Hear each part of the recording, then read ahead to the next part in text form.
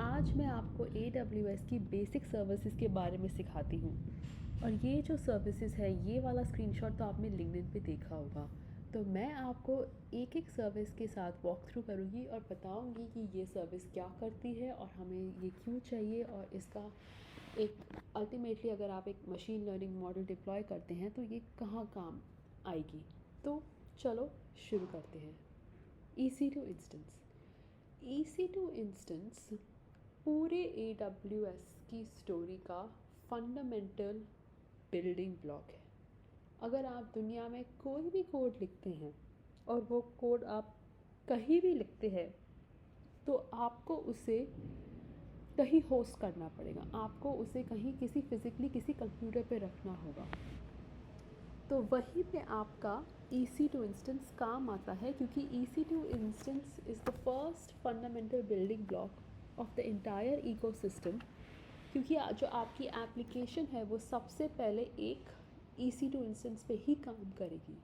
और अगर आप एक लार्जर पर्सपेक्टिव में इमेजिन करें तो EC2 इंस्टेंस कुछ भी नहीं है, बस किसी दुनिया के किसी डेटा सेंटर में एक डेटा सेंटर के किसी सर्वर के रैक पे एक छोटी सी जगह है जहाँ पे आप अपनी एप्लीकेशन होस्ट करते हैं, फिर बाद में उसको स्केल करते हैं, फिर बाद में जो भी जितने भी नए फीचर्स आते हैं आप सब कुछ AWS के ऊपर करते हैं। तो in short, AWS is a virtual server and it's hosted on any of the Amazon data centers which are easily available from the Amazon console. All apps will run on EC2 instance and they are elastic and scalable। मतलब जैसे कि आप कुछ ना भी load डाल लें तो EC2 इंस्टेंस अपने आप बड़ी होती रहेगी आपके लोड के हिसाब से, पर यहाँ पे आपको प्राइस कंस्ट्रेंट्स मैनेज करने पड़ते हैं। और क्योंकि ये एक सर्वर है तो ये सर्वर लाइनक्स का हो सकता है, विंडोज़ का हो सकता है और डिफरेंट ऑप्शंस का हो सकता है। इसमें डिफरेंट टाइप्स की स्टोरेज हो सकती है और ये डेटा सेंटर दुनिया के किसी भी कोने में हो सकता है। मतलब हर साल अमेज़ॉन नए नए डेटा सेंटर्स ऐड करते हैं, तो ये इंडिया में हो सकता है, साउथ ईस्ट एशिया में हो सकता है, अफ्रीका में हो सकता है, ऑस्ट्रेलिया में हो सकता है। डिफरेंट अमेज़ॉन के रीजन्स होते हैं और डिपेंडिंग कि आपका वर्कलोड कैसा है, कि आपको अपना एप्लीकेशन रोज़ चलाना है या थोड़ा सा कम चलाना है या साल में एक बार चलाना है या आपके यूज़र्स कितने हैं, तो उस हिसाब से आपके प्राइसिंग ऑप्शंस होते हैं, जैसे कि on demand, spot, reserved, computer memory optimise, जिस पे हम बाद में आएंगे। पर in short, EC2 instance is the fundamental building block of AWS architecture. मतलब वो ज़मीन है या वो बॉक्स, मतलब वो वर्चुअल सर्वर है जहाँ पे आपकी एप्लीकेशन होस्ट होती है। अब हम चलते हैं S3 पे। तो आपने अपनी एप्लीकेशन कहीं पे होस्ट कर दी और आपकी एप्लीकेशन कोई होस्ट कर रहा है, जैसे कि गेस्ट, आप किसी को गेस्ट को होस्ट करते हो, मतलब आपने उनको संभाल लिया। तो EC2 इंस्टेंस ने आपकी एप्लीकेशन संभाल ली। पर जो भी आपकी ऐप करती है, जैसे कि फ्लिपकार्ट ऐप हो गई, Amazon.com एक ऐप हो गई, या कोई शॉपिंग ऐप या कोई फूड डिलीवरी ऐप, वो EC2 इंस्टेंस पे चल रही है। पर उस ऐप में होगा डेटा और उस ऐप में होगा बहुत सारा डेटा। तो उस डेटा को स्टोर करने के लिए हमें चाहिए एक बकेट, और इस बकेट का नाम है Amazon S3 simple storage service. तो इस बकेट में आप किसी भी दुनिया का किसी भी तरह का डेटा स्टोर कर सकते हैं। Store, retrieve any amount of data from anywhere on the web and in any format. Object storage का मतलब है कि जेसन, PDF, पार्के, एवरॉन, कोई भी तरह का फॉर्मेट हो आप S3 पे स्टोर कर सकते हैं। और जैसे जैसे आपकी ऐप का डेटा बढ़ता है वैसे वैसे आप इस ऐप S3 को स्केल कर सकते हैं। ये ड्यूरेबल होता है। आप इसमें एक्सेस कंट्रोल लगा सकते हैं कि ये बंदा ही मेरी एक्सेस कर सकता है, ये मेरे ऑर्गेनाइजेशन के बाहर इसको कोई एक्सेस नहीं लगा सकता। इसको आप इस पर सिक्योरिटी लगा सकते हैं। और पूरे अमेज़ॉन के इकोसिस्टम में शायद से आज भी S3 is one of the cheapest options to store data, क्योंकि बाकी ऑप्शंस भी होते हैं और बाकी टीयर्स भी होते हैं। पर अभी के लिए Amazon S3 मतलब अभी भी सबसे सस्ता वो है, सस्ती चीज़ है जहाँ पे आप अपना डेटा स्टोर कर सकते हैं। तो चलो अब आगे बढ़े। आपने अपनी एप्लीकेशन होस्ट कर ली एक सर्वर पे, वो सर्वर आपका ऐप चला रहा है। आपने रीजन भी चूज़ कर लिया कि मैं अपनी ऐप कहीं जैसे कि साउथ ईस्ट एशिया में चलाता हूँ क्योंकि वो मेरे घर के पास है, तो मेरा रीजन एशिया में भी साउथ ईस्ट एशिया रहेगा। उसके बाद मैंने अपना डेटा का भी सोच लिया कि हाँ ये मेरा डेटा है, ये मैं S3 में डालता रहूँगा। तो अब मैं क्या करूँ, मतलब मैंने देखना कि इस ऐप पे कौन आएगा और क्यों आएगा, और उसके लिए मुझे चाहिए आइडेंटिटी एक्सेस मैनेजमेंट। अब IAM is about access and permissions to AWS for both users and AWS services themselves। मतलब IAM यूज़ करके आप लोगों को तो एक्सेस देते हैं, पर क्योंकि AWS इतना कॉम्प्लेक्स है, आप AWS की दूसरी सर्विसेज को भी एक्सेस देते हैं कि हाँ आपको मेरे ऐप में आने की परमिशन है, हाँ आपको मेरे ऐप में आने की नहीं परमिशन है।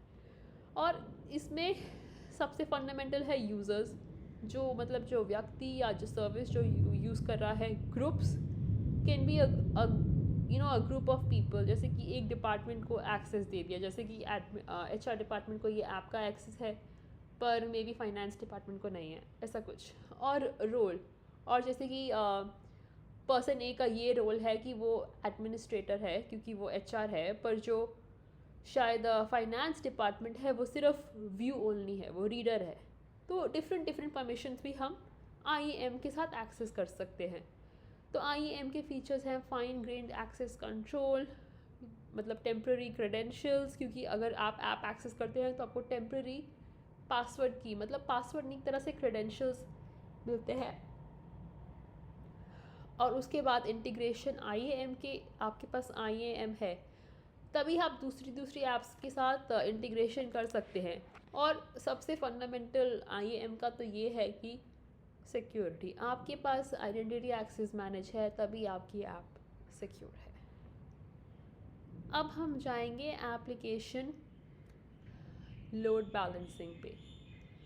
तो ALB क्या होता है? ALB एक तरह का लोड बैलेंसर है जो ट्रैफिक कंट्रोल करता है। तो आप ऐसे सोचिए कि मेरी एक ऐप थी, मैंने उसे सर्वर पे होस्ट कर दिया, मैंने उसका डेटा संभाल लिया, सर्वर पे होस्ट कर दिया, डेटा संभाल लिया, मैंने उसका IAM के साथ परमिशंस सेट कर ली। अब लोग तो आएंगे, मेरी ऐप है तो मेरे बहुत सारे लोग आएंगे। अब 10, अगर मेरी ऐप पब्लिक फेसिंग है तो मतलब अगर मैं कोई फ्लिपकार्ट जैसी ऐप बनाती हूँ तो 10-15 हज़ार लोग आएंगे। तो मेरी ऐप पे ट्रैफिक कंट्रोल करने के लिए मुझको चाहिए एप्लीकेशन लोड बैलेंसर। ये एप्लीकेशन लोड बैलेंसर एक तरह का इलास्टिक लोड बैलेंसर है। मतलब ये इलास्टिक का मतलब ही होता है कि ये स्ट्रेचेबल है, मतलब ये श्रिंक कर सकता है एज़ पर डिमांड, और एक्सपैंड कर सकता है एज़ पर डिमांड ऑल्सो। मतलब श्रिंक मतलब कम है तो श्रिंक हो जाएगा, ज़्यादा है तो एक्सपैंड हो जाएगा। तो ये एक तरह का इलास्टिक लोड बैलेंसर है that distributes incoming traffic among multiple targets such as EC2 instances, containers, IP addresses to improve availability and scalability। ये आपको वर्ड हर जगह देखेगा। अवेलेबिलिटी मतलब आपका ऐप कितना एक्सेसिबल है, मतलब कितना अवेलेबल है। स्केलेबिलिटी मतलब आपका ऐप कितना ऊपर नीचे स्केल हो सकता है। तो अवेलेबिलिटी, स्केलेबिलिटी और मेंटेनेबिलिटी आपको हर जगह पूरे क्लाउड की रामकथा में यही वर्ड्स दिखेंगे। तो आपकी एप्लीकेशन है तो उसका लोड बैलेंस करने के लिए आपको एप्लीकेशन लोड बैलेंसर चाहिए। और क्योंकि ये एप्लीकेशन लोड बैलेंसर है, ये लेयर 7 मतलब HTTP प्रोटोकॉल पे चलता है, और ये फिर वहाँ से लोड लेके किसी भी EC2 इंस्टेंस या कंटेनर, मतलब जो भी हमारा टारगेट ग्रुप है वहाँ पे डाल देता है।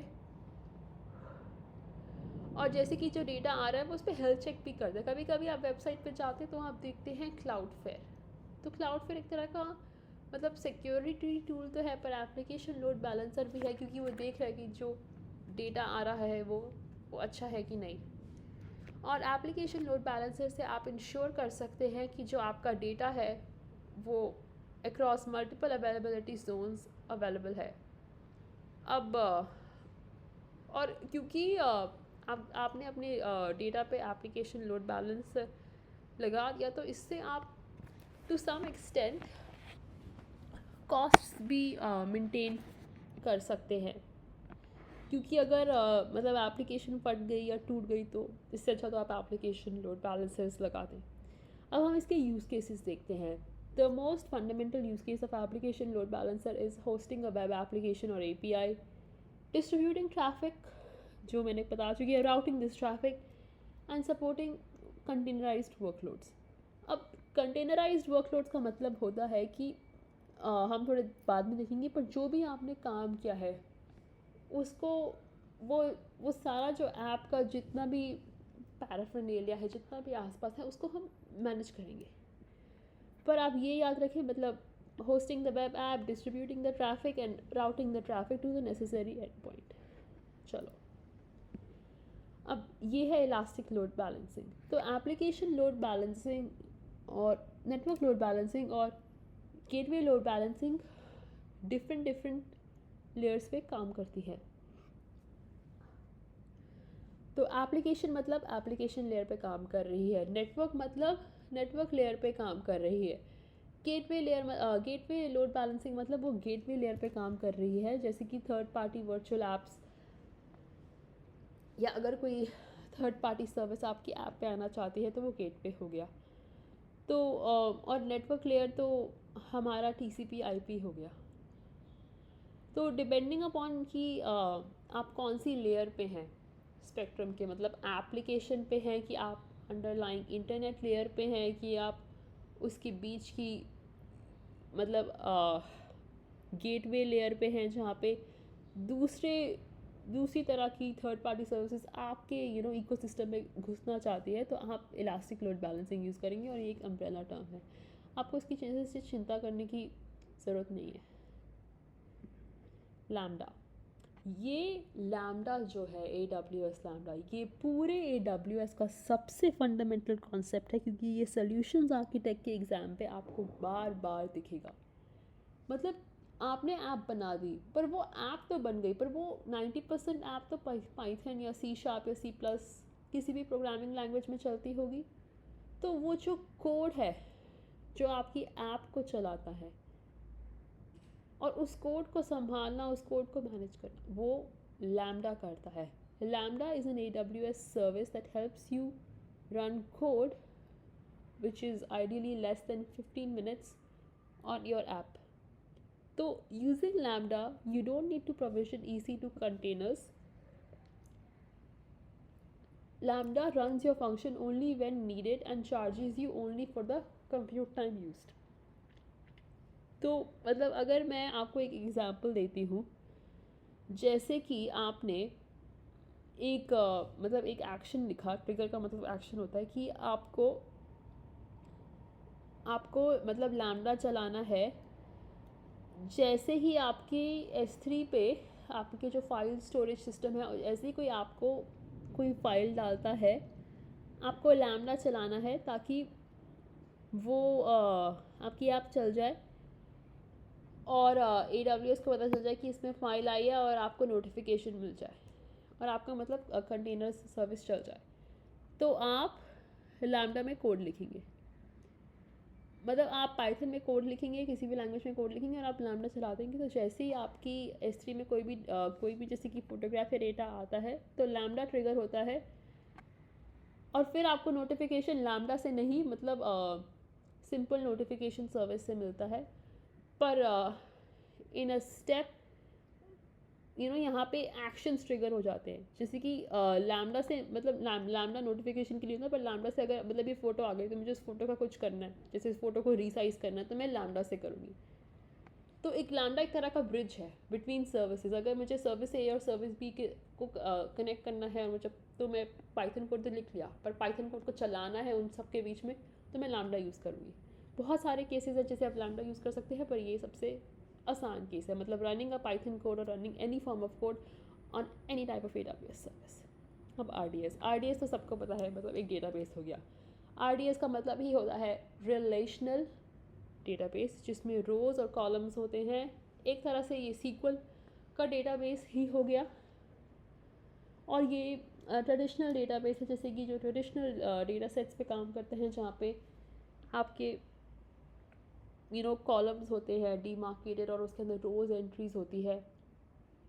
आरडीएस का सबसे अच्छा जो फॉर्म है जो इन्होंने आरडीएस को इम्प्रूव करने के लिए बनाया है वो है अमेज़ॉन अरोरा, क्योंकि आरडीएस जो था वो पुराना सर्विस है और उसमें वर्टिकल स्केलिंग की लिमिट्स है। और वैसे भी अगर जैसे कि अगर आपको डेटा सेट थोड़ा थोड़ा बहुत चेंज हो गया और आपको स्कीमा चेंज करनी हो, जैसे कि अगर आपको उसका स्टाइल चेंज करना हो, उसका लेआउट चेंज करना हो, तो आप नहीं कर पाओगे, क्योंकि वो एक तरह का एक्सेल शीट ही हो गया। समझ रहे हैं आप? तो ये हो गया आरडीएस, बहुत सिंपल है।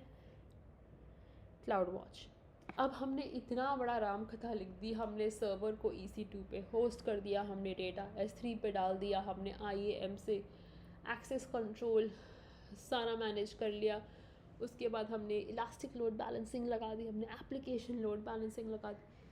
तो क्या होगा? तो मैट्रिक्स जनरेट होंगे। हर सर्विस जो काम करती है वो एक तरह का लॉग जनरेट करती है, CPU, memory, network, latency, application log, system logs.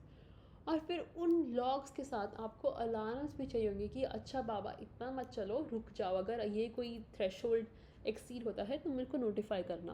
क्योंकि कभी कभी क्या होता है कि हम अपनी एप्लीकेशन छोड़ देते हैं, यूज़र्स आते रहते हैं और एकदम से अमेज़ॉन अपने आप ऑटो स्केलिंग लगाए रखता है, क्योंकि उनको क्या, अमेज़ॉन वालों को क्या फ़र्क पड़ता है, उनको तो हमसे पैसे लेने हैं। और बहुत बार लोग लिंक्डइन पे कंप्लेन करते हैं कि हमारा अमेज़ॉन ने बहुत पैसे ले लिए, हमारा बहुत बिल आ गया। तो उस सब क्योस को प्रिवेंट करने के लिए हम यूज़ करते हैं क्लाउड वॉच। तो जैसे कि अगर हम EC2 इंस्टेंस है तो हम मैट्रिक्स में यूज़ कर सकते हैं, CPU utilisation, disk, IO, network traffic, different metrics use कर सकते हैं।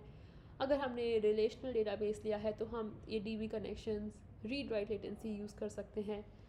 फिर जो भी हमारे लॉग्स आ रहे हैं, मतलब लॉग्स मतलब टाइम स्टैम्प्ड मैट्रिक, जैसे कि हमारा EC2 कहता है कि 0.01 सेकेंड पे ये हुआ, 0.02 सेकेंड पे ये हुआ, फिर ऐसे ऐसे करते करते 0.1 पे ये हुआ, 1.5 सेकेंड्स पे ये हुआ। तो जितना भी हमारा टाइम स्टैम्प डेटा आ रहा है वो हम जनरली S3 पे स्टोर करते हैं और उसका हम बाद में भी एनालिसिस कर सकते हैं। पर क्लाउड वॉच का बेसिक फंक्शन है monitoring and observability. Cloud watch नहीं है तो आप इतना सारा जो भी इकोसिस्टम बनाया है आपने अपने ऐप के अराउंड, वो आप मॉनिटर और ऑब्जर्व कैसे करेंगे और उस पर अलार्म्स कैसे लगाएंगे? तो मॉनिटरिंग, ऑब्जर्वेबिलिटी एंड अलार्म्स। पर क्लाउड वॉच पे आप याद रखें कि सिर्फ मतलब मैट्रिक्स और लॉग्स प्रोड्यूस होते हैं, इनका एनालिसिस नहीं दिखता। अब वर्चुअल प्राइवेट क्लाउड, तो एक वर्चुअल प्राइवेट क्लाउड जैसे कि हो गया, ये बहुत फंडामेंटल कॉन्सेप्ट है। मतलब एक तरह से ये क्लाउड के अंदर एक छोटा सा एक नेटवर्क है जहाँ पे आप अपने AWS रिसोर्सेज लॉन्च करते हैं। और हमें वर्चुअल प्राइवेट क्लाउड क्यों चाहिए? जैसे कि आपने कोई ऐप होस्ट कर दी और उस ऐप के अंदर सब फीचर्स हैं, जैसे कि जो शायद प्रीमियम यूज़र्स को मिलते होंगे, मतलब प्रीमियम यूज़र्स को, तो वो शायद वो छोटा सा उनके लिए स्पेशल सर्विसेज, एक स्पेशल क्रेडेंशियल्स और स्पेशल वर्चुअल प्राइवेट क्लाउड में चलती होंगी। वर्चुअल प्राइवेट क्लाउड एक बहुत इंपॉर्टेंट टॉपिक है, पर इसमें हम बाद में घुसेंगे। अब ECS की बात करते हैं। आपने ऐप बना दी, उसके सारे पाइथन कोड लगा दिया, लैम्डा लगा दिया, डेटाबेसेस लगा दिए, कनेक्शंस लगा दिए, क्लाउड वॉच भी लगा दिया। पर अब आपको ऐप माइग्रेट करनी है, जैसे कि आपकी साउथ ईस्ट एशिया में अच्छी ऐप चल रही है, अब आपको नॉर्थ अमेरिका वगैरह में जहाँ पे आपके यूज़र ज़्यादा हैं, अफ्रीका, ऑस्ट्रेलिया वगैरह में, आपको ऐप वहाँ पे माइग्रेट करनी है। तो आपको ऐप को कंटेनराइज करना होगा। मतलब अगर आप जैसे पाइथन कोड भी चलाते हैं तो उसमें लाइब्रेरीज होती है जैसे पैंटा, नमपाई। तो आपको उस अपनी ऐप और उसकी सारी डिपेंडेंसीज मतलब जो भी सारे फीचर्स जिस पे आपकी ऐप डिपेंडेंट है, जैसे जो लाइब्रेरीज जो आपकी ऐप को चाहिए चलने के लिए, उन सब को कंटेनराइज करते हो, एक कंटेनर या एक बॉक्स पे डालते हो, जहाँ पे ऐप के सारी डिपेंडेंसीज पैक्ड होती हैं, ताकि आप उस ऐप को मूव कर सको, orchestrate कर सको. So Amazon ECS is a fully managed container orchestration service which allows you to run Docker containers without obviously managing the underlying infrastructure. You just manage your app in the container, and ECS takes care of everything like scheduling, scaling, and health checks. अब ECS से काम बहुत आसान हो जाता है, क्योंकि आपको DevOps की ज़्यादा चिंता नहीं करनी पड़ती कि ओ अब मेरी ऐप है तो मैं इसको स्केल करके उस रीजन से इस रीजन पे कैसे मूव करूँ. ECS तब ज़्यादा काम आता है जब आप मशीन लर्निंग सर्विसेज अमेज़ॉन पे चलाते हैं. एंड ECS तो EC2 पे चल सकता है जब आप खुद मैनेज करेंगी, या AWS फारागेट पे चल सकता है जब AWS आपके लिए कंटेनर्स मैनेज करेगा. पर ऑब्वियसली फारागेट सिंपलर है पर पैसे भी लगते हैं, और EC2 पे करेंगे तो सस्ता पड़ेगा, पर आप कंफ्यूज हो जाएंगे कि कौन से सर्वर पे क्या चल रहा था. अब ये है आज की AWS, and I hope you enjoyed this lecture.